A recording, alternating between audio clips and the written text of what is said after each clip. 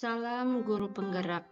Pada kesempatan kali ini, saya Brigita Happy Handayani, calon guru penggerak angkatan 10 Barito Utara, Kalimantan Tengah, akan memaparkan kesimpulan dan refleksi pemikiran Ki Hajar Dewantara pada tugas koneksi antar materi modul 1.1.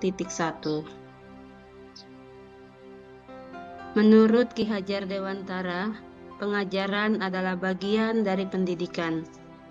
Pengajaran merupakan proses pendidikan dalam memberi ilmu atau berfaedah untuk kecakapan hidup anak secara lahir dan batin.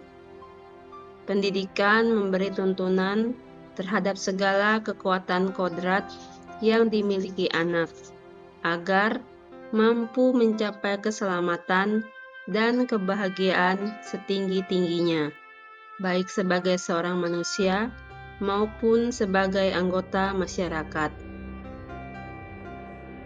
Pendidikan merupakan tempat persemaian benih-benih kebudayaan dalam masyarakat. Untuk menciptakan manusia yang beradab, maka pendidikan menjadi salah satu kunci utama untuk mencapainya.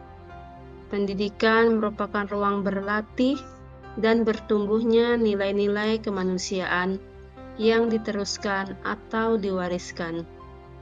Pengajaran dan pendidikan berguna untuk kehidupan bersama, yaitu memerdekakan manusia, yang berarti bahwa manusia yang hidupnya lahir atau batin tidak tergantung pada orang lain, tetapi bersandar pada kekuatan sendiri.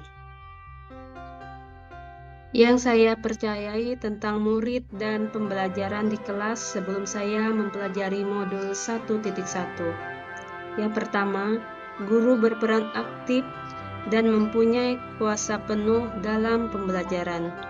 Peserta didik hanya menerima ilmu. Pembelajaran yang saya lakukan lebih berorientasi pada guru. Yang kedua, target utama saya menuntaskan materi yang ditetapkan kurikulum. Pembelajaran berfokus pada aspek kognitif. Yang ketiga, menuntut peserta didik untuk menguasai materi yang telah saya sampaikan. Saya merasa gagal jika nilai peserta didik tidak mencapai KKM. 4. Membuat aturan sendiri dan memberi hukuman bagi peserta didik yang tidak melaksanakan. 5. Pembelajaran di kelas harus tenang dan tertib. Yang berubah dari pemikiran atau perilaku saya setelah mempelajari modul 1.1. Yang pertama, pendidikan itu menuntun. Peserta didik bukan kertas kosong yang bisa diisi sesuai dengan keinginan guru. Peserta didik belajar sesuai dengan minat dan bakatnya.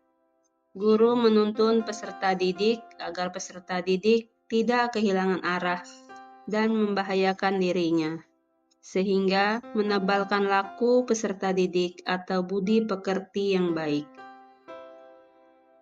Kedua, pendidikan itu memerdekakan. Peserta didik merasa bahagia tanpa tekanan karena belajar sesuai dengan karakteristik dan kemampuan yang dimiliki. Guru menyajikan pembelajaran yang menyenangkan dengan metode dan model yang bervariatif. Peserta didik membangun sendiri pengetahuannya. Yang ketiga, pendidikan sesuai dengan kodrat alam dan kodrat zaman. Peserta didik tumbuh dan berkembang dipengaruhi oleh lingkungan dan zaman di mana peserta didik itu berada. Tugas guru memberikan fasilitas belajar peserta didik sesuai dengan lingkungan dan zamannya, agar peserta didik mampu tumbuh dan berkembang dengan optimal. Keempat, pendidikan budi pekerti.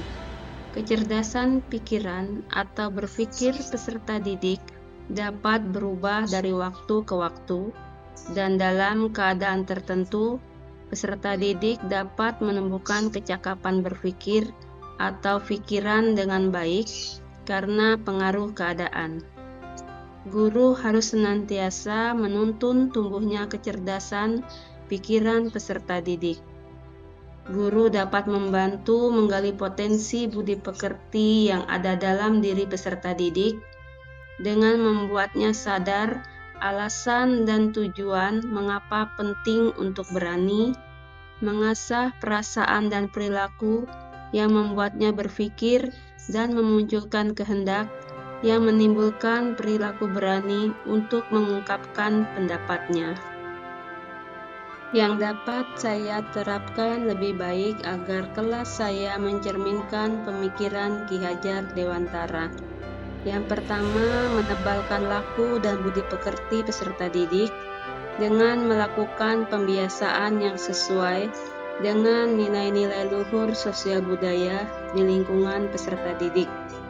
Yang kedua, membuat kesepakatan kelas yang dirumuskan secara bersama dengan peserta didik agar peserta didik tidak merasa terpaksa dan bertanggung jawab untuk melaksanakan kesepakatan kelas tersebut.